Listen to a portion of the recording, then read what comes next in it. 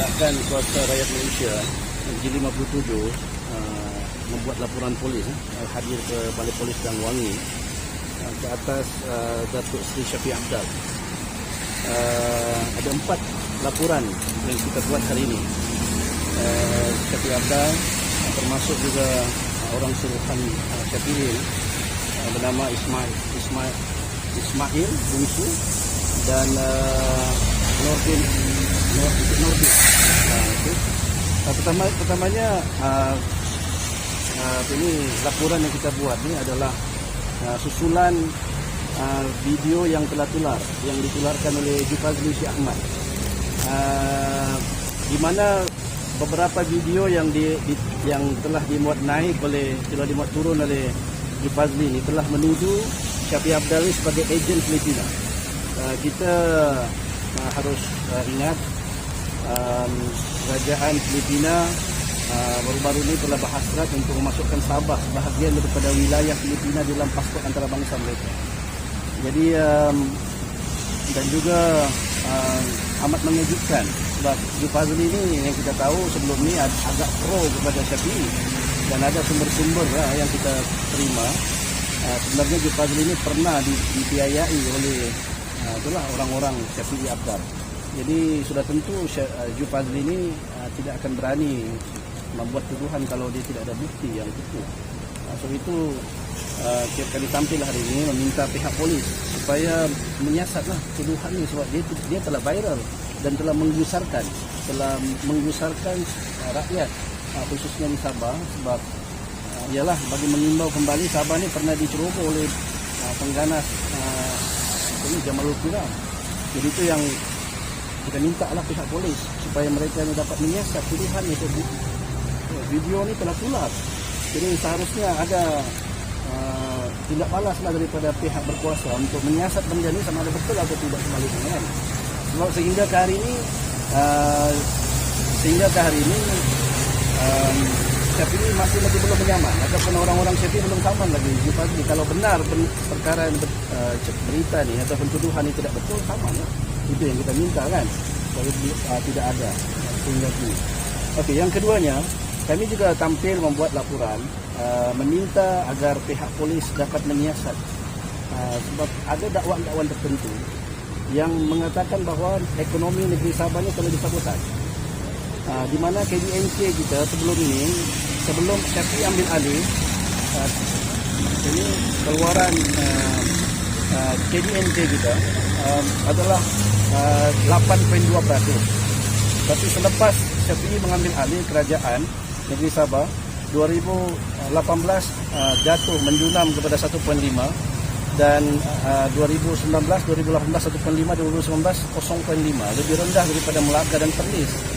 Ini yang kita nak tahu, sama ada unsur sabotaj ataupun tidak, ataupun kalaulah kerana kebodohan Syafiq mentadbir negeri, kita boleh terima lah kan. Kalau selain daripada itu, saya fikir mesti ada sesuatu yang tidak kena di sini. Sebab Sabah ni mempunyai sumber hasil yang begitu banyak. Jadi macam mana boleh KDNK ni begitu teruk jatuh menjunam. So ada tuduhan-tuduhan tertentu oleh pihak-pihak tertentu yang mengatakan bahawa adanya unsur-unsur sabotaj.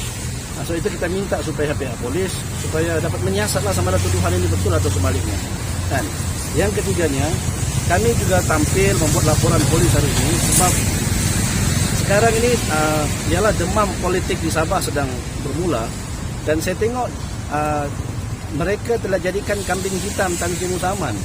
Mereka tuduh Tan Sri Musaman merompak, mereka tuduh Tan Sri Musaman bagi tanah 1 juta ekar lebih, kan, sehingga mereka tidak dapat tadbir ekonomi dengan sebaiknya. Ini tuduhan yang dibuat oleh Syafiq Apdal ketika ini.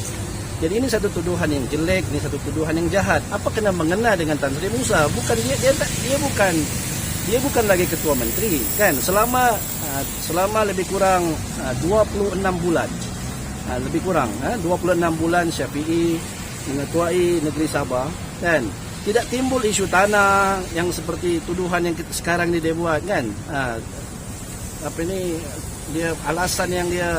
Alasan yang dia bagi ini sebenarnya hanya untuk mengalihkan isu, kan? Untuk mengalihkan isu yang mana kegagalan Syafi'i kan mengurus tadbir negeri Sabah, ya, KDNK jatuh kan, pengangguran meningkat, bantuan Covid kan, bantuan Covid tidak sampai kepada rakyat mengeluh berada dalam kesusahan. Cara dia kemudian begitu mesranya dia dengan PTI, hala tuju dia lebih kepada memutihkan PTI tanpa dokumen kan. Sebelum ni nasib lah kan, dia telah membatalkan PSS tu. Jadi mesra kepada PTI kan, dan sebagainya. Dia alih isu, dia spin cerita. Sekarang ni dia bagi tahu salah satu punca kegagalan dia mentadbir negeri Sabah sebab Musa ni telah bagi 1 juta ekar tanah kepada kroni dia. Contoh 1 campur 1, 2, kita jawab 3. Mana betul bro? Kan ini satu benda yang tidak masuk akal. Kan 26 bulan sepatutnya apa yang dia buat? Dia boleh buat laporan kepada SPRM, kepada pihak polis. Kalaulah ada salah laku yang telah dibuat oleh kerajaan terdahulu, mudah cerita kan. Dia boleh buat siasatan dalaman kan, dedahkan kepada Dewan Undangan Negeri. Berapa kali sidang DUN dibuat, tidak ada tuduhan-tuduhan seperti ini kan, jual tanah, beri tanah kan, dan sebagainya, tidak ada kan. Sekarang ni bila time pilihan raya dia tuduh, cara dia bagi tahu salah satu sebab saya tidak dapat memajukan Sabah. Dia bagi tahu sebab apa? Sebab duit tidak dapat dibelanjakan sebab Tan Sri Musa bagi tanah 1 juta ekar. Masuk akal kan. Lepas tu dia bagi tahu tahun pertama saya tidak dapat majukan negeri Sabah sebab saya turun naik mahkamah. Sebelum ni dia buat statement urus dia punya kesahan ketua menteri kan. Ini pun tidak masuk akal. Bukan dia yang turun naik mahkamah, peguam, dan selalunya kan, bukan selalu setiap hari pun dipanggil di mahkamah ni ada tarikh-tarikh tertentu kan. Yang seterusnya tahun kedua dia cakap saya tidak boleh bangunkan negeri Sabah sebab bersatu. Dia cakap parti Bersatu ni kacau. Kacau dia punya pentadbiran di Sabah, semua tidak masuk akal. Sedangkan pada waktu itu Bersatu masuk Sabah masih lagi dalam Pakatan Harapan. Jadi atas alasan apa sebenarnya kan Syafi'i mau menuduh salah satu punca kegagalan negeri Sabah ini sebab Musa Aman? Atas alasan apa? Saya sudah tampil hari ini kan, meminta pihak polis mengambil tindakan akta fitnah, akta hasutan terhadap Syafi'i Afdal. Bukan saja Syafi'i Afdal, tapi pengikut-pengikut dia kan, Ismail Bungsu kan, ada satu lagi Nurdin ini, Nurdin Ening dia punya nama kan, pun turut menabur fitnah. Dia tuduh Tan Sri Musa Aman merompak, mencuri, penyamun dan sebagainya kan. 26 bulan tidak ada laporan kan, tidak ada laporan polis, tidak ada laporan SPRM. Sekarang ni diorang buat fitnah kan. Nah, bila kita minta bukti tidak dapat tunjukkan bukti.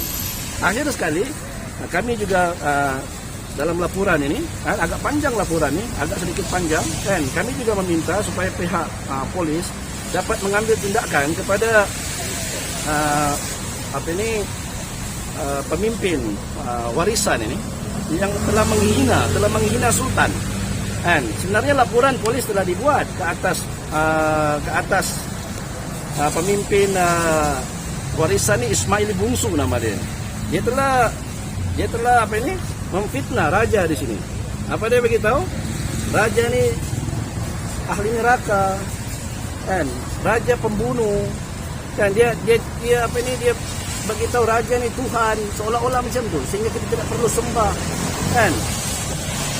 Lepas tu dia minta supaya dia ada menghasut menjadikan Malaysia ini sebagai negara republik.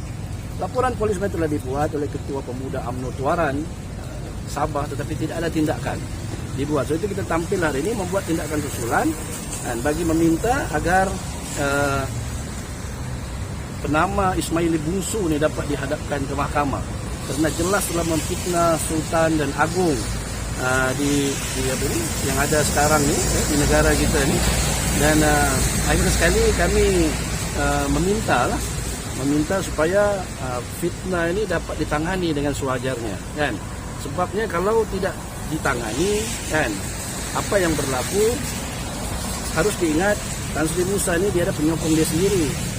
Dan kalau undang-undang tidak dikehadapankan, kita khawatir akan ada akan ada ketidakcelaruan di situ, kan? Akan ada ketidaktentraman awam, kan?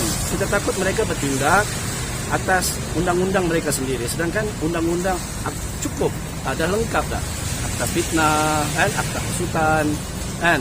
Jadi kita minta supaya pihak polis dapat menyiasat benda ni secara teliti, supaya biarlah kita berpolitik secara berhemah dan berfakta, kan? Kita nak budaya politik yang sebegini, dan kita tak nak budaya politik fitnah, kan? Dijadikan sebagai pemain utama bila berpolitik. Kita tengok di Sabah sekarang seolah-olah jadi makanan ruji mereka. Sarapan pagi, makan tengah hari, minum petang, makan malam, dah jadi ruji makanan mereka. Fitnah. Terus kan Datuk Syafiq Abdah kampin untuk bersihkan diri, kalau tak dia bersedia dengan siasatan polisan. Of course, memang Sampai bersihkan diri dia dulu. Iya, memang itulah maksud kita datang di sini ini, untuk supaya satu, dia bersihkan nama dia atas tuduhan yang dibuat oleh Bupati. Yang keduanya, dia kena tampil bagi tahu kenapa, macam mana KDNK ini boleh jatuh menjunam ke arah 0.5%. Yang ketiganya, kita minta apa tuduhan-tuduhan yang tuduhan-tuduhan yang lempar. Kenapa 26 bulan kamu jadi ketua menteri? Kenapa tidak dibangkitkan time sekarang? Kan? Yang keempatnya, adakah mereka ini kebal dari undang-undang sehingga bila memfitnah, bila menghasut sultan pun tidak dikenakan tindakan? Ini saya pelik di Sabah nih. Itu kami tampil buat laporan di KL nih. Macam seolah-olah bila kami bukan kita menuduh, tidak. Kami tidak menuduh, cuma macam ini contohnya lah Ismail Bungsu nih. Laporan polis sudah dibuat. Kenapa? Sampai sekarang tidak ada apa-apa tindakan. Saya tidak tahu sama ada telah dipanggil oleh pihak polis ataupun tidak. Setiap laporan polis kali ini yang melibatkan kerajaan negeri Sabah itu kita akan buat di ibu negara ni, bagi meminta supaya keadilan dapat dilaksanakan. Itu je lah.